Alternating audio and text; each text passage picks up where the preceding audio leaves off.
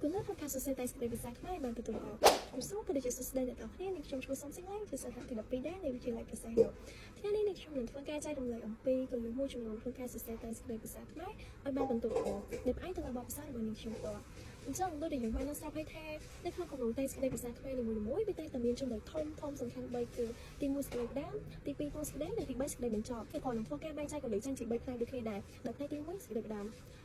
ខ្ញុំជឿថាសពពីច្រើនគាត់ច្បាស់ជាយកឃើញថាចំពោះសេចក្តីផ្ដើមហ្នឹងគឺគាត់ពិបាកក្នុងការសរសេរមែនទែនដោយសារតែគាត់អត់ដឹងថាយកគំនិតអីមកសរសេរផ្ដើមអញ្ចឹងជាហេតុធ្វើឲ្យតែសេចក្តីតែមួយរបស់គាត់អាចនឹងអត់គួរឲ្យតាក់ទាញឬក៏អត់គួរឲ្យចាប់អារម្មណ៍ដែលធ្វើឲ្យអ្នកកាយក៏គាត់អត់ចាប់អារម្មណ៍ទៅតាមនឹងដែរអញ្ចឹងវាក៏ជាមូលហេតុធំមួយដែរដែលធ្វើឲ្យគាត់ទទួលបានផលល្អចំពោះមុខជាភាសាខ្មែរមួយនេះតោះឥឡូវកុំឲ្យខាតពេលវេលាយើងចូលទៅដល់គម្រោងយើងទាំងអស់គ្នា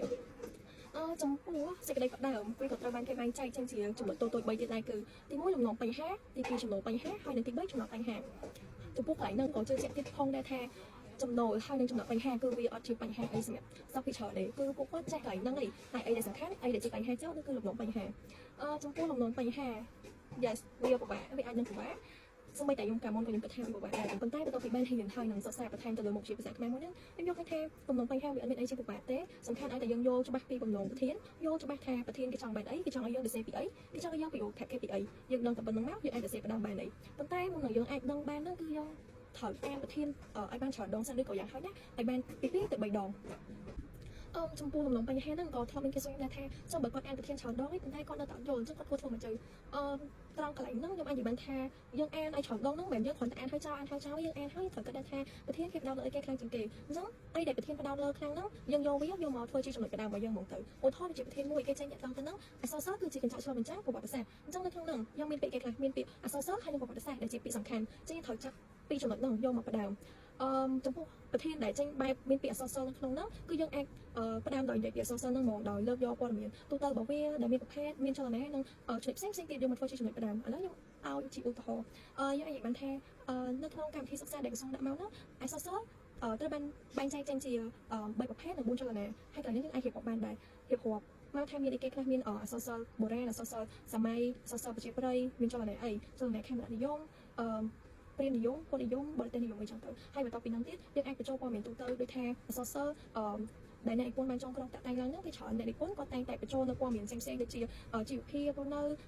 ប្រពៃណីទំនៀមទម្លាប់របបគ្រប់គ្រងចូលទៅក្នុងអក្សរសិល្ប៍ទាំងនោះអញ្ចឹងអាកន្លែងហ្នឹងដែលជាចំណុចទូទៅដែលចឹងកន្លែងចំណុចទាំងអស់ហ្នឹងឯងដែលជាចំណុចទូទៅនៅក្នុងអក្សរសិល្ប៍ដែលយើងអាចយកមកធ្វើជាចំណុចដើមបានអញ្ចឹងបន្ទាប់ពីយើងបង្ហាញពីព័ត៌មានទូទៅហ្នឹងហើយយើងត្រូវចេះប្រើឃ្លីបភ្ជាប់ដែរដើម្បីឲ្យយើងងាយស្រួលក្នុងការតបភ្ជាប់ទៅនឹងចំណុចបញ្ហារបស់ប្រធានអញ្ចឹងកន្លែងនេះអាចបែបប្រើពាក្យថាជាពិសេសអក្សរសិល្ប៍ហ្នឹងក៏បានបង្ហាញពីប្រវត្តិសាស្ត្រពីប្រពៃណីទំនៀមទម្លាប់ជីវភាពនៅក្នុងសម័យអតីតកាលផងដែរអញ្ចឹងអាកន្លែងចំណុចមួយហ្នឹងគឺយើងអាចងាយស្រួលក្នុងការតបភ្ជាប់ទៅចំណុចបញ្ហាដែលយើងលើកនិយាយថាអាស្រ័យហេតុនេះហើយទៅមានទស្សនៈមួយឡើងថាអក្សរសិល្ប៍គឺជាកញ្ចក់ឆ្លុះបញ្ចាំងប្រវត្តិសាស្ត្រ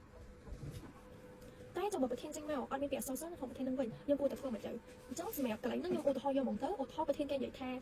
ប្រភពនៃសុភមង្គលរបស់មនុស្សកើតឡើងពីមនុស្សជាអ្នកកសាងនៅក្នុងប្រធានមួយហ្នឹងខ្ញុំអាចនិយាយបានថាពាក្យដែលសំខាន់នៅក្នុងហ្នឹងវាមានពាក្យសុភមង្គលហើយនិងមនុស្សជាអ្នកកសាងអញ្ចឹងយើងត្រូវចាប់ផ្ដើមពីចំណុចហ្នឹងដើម្បីធ្វើជាសេចក្តីផ្ដើមអញ្ចឹងខ្ញុំឧទាហរណ៍យកមកឧទាហរណ៍អាចនិយាយបានថានៅក្នុងសង្គមយើងសពថ្ងៃមនុស្សម្នាក់ៗរមែងតែងចង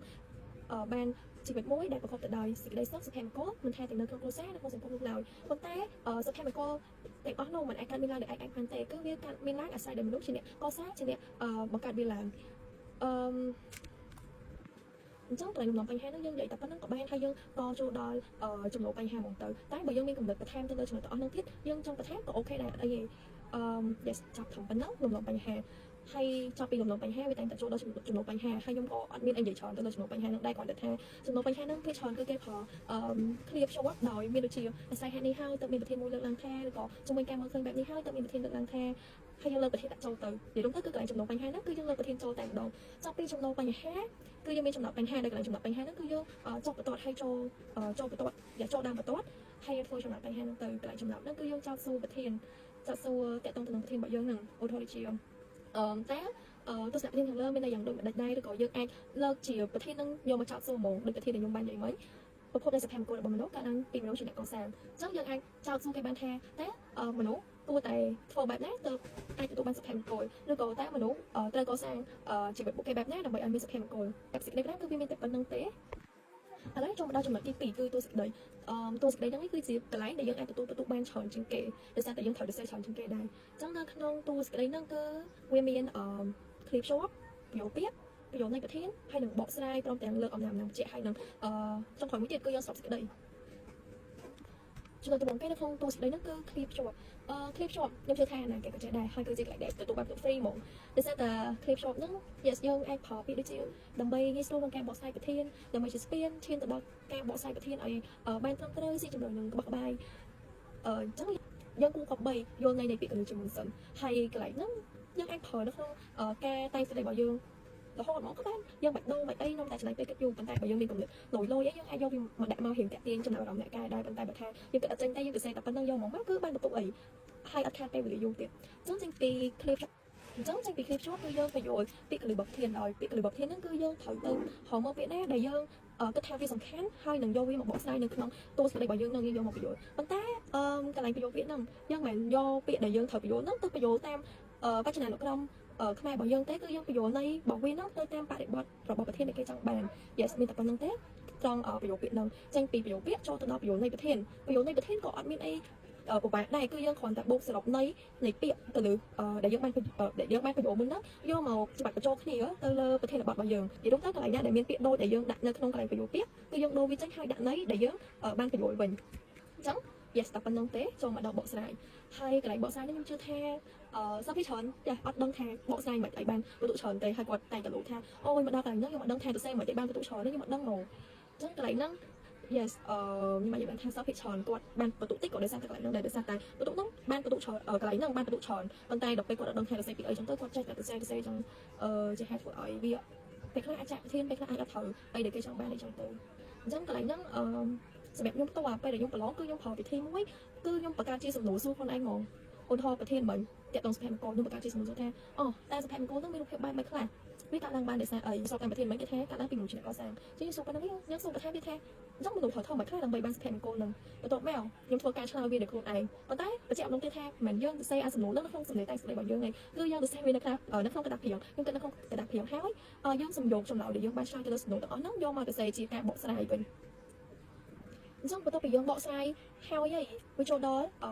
លើកឧទាហរណ៍ឬក៏អំណាចមកគ្រប់គ្រងការបកស្រាយរបស់យើងនឹងដោយភាគច្រើនប្រធានគឺគេចង់ឲ្យយើងលើកតាក់ទងទៅនឹងអក្សរសិល្ប៍ឬក៏ពេលខ្លះគេប្រកបជាយើងថាចូលលើកឧទាហរណ៍នៅក្នុងសង្គមប្រវត្តិសាស្ត្រនិងអក្សរសិល្ប៍មកបញ្ជាក់ហើយ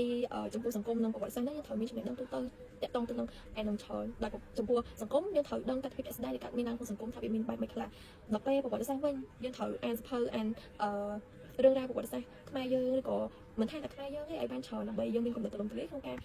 រសរសេរជាឧទាហរណ៍ជាគំនិតគ្រប់គ្រងទៅលើប្រធានរបស់យើងបន្ទាប់ពីចំណុចទាំងពីរនោះអក្សរសិល្ប៍ yes សម្រាប់អក្សរសិល្ប៍គឺយើងត្រូវអានវាបើយើងអានវាយើងអាចដឹងពីវាយើងអាច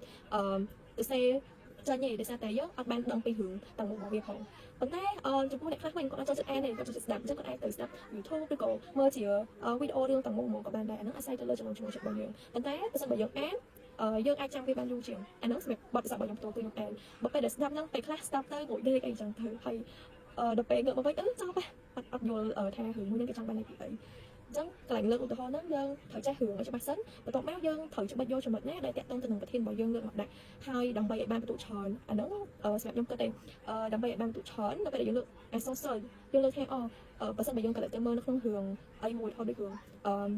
ប្រតិថ្មីដល់ផាដីចាអញ្ចឹងកន្លែងហ្នឹងយើងគួរតែបន្ថែមឈ្មោះអ្នកនិពន្ធឆ្នាំដែលគេបាននិពន្ធហើយ yes ប៉ុណ្ណឹងខ្ញុំគិតថាវាអាចជាចំណុចតាក់ទាញមួយដែរហើយក៏យ៉ាងហើយណាក៏វាបានមកបន្ទុកពីបន្ទុកទៅលើចំណុចនោះដែរវាចំណេញផងហ្នឹងដែរតែបើយើងអត់ដាក់ទេក៏អូខេដែរអត់អីតែបើយើងចាំយើងដាក់ទៅវាល្អជាងបន្ទាប់ពីលើកអំណាចហើយជាធម្មតាវាចូលដល់សរុបសេចក្តីឯងថាអត់ yes អញ្ចឹងកន្លែងហ្នឹងគឺយើងធ្វើការសរុបសេចក្តីជាធម្មតាមកដោយយើងចប់បន្ទាត់ដែរកន្លែងហ្នឹងសរុបសេចក្តីយើងប្រើពាក្យថាសរុបសេចក្តីមកឬក៏សរុបជារួមមក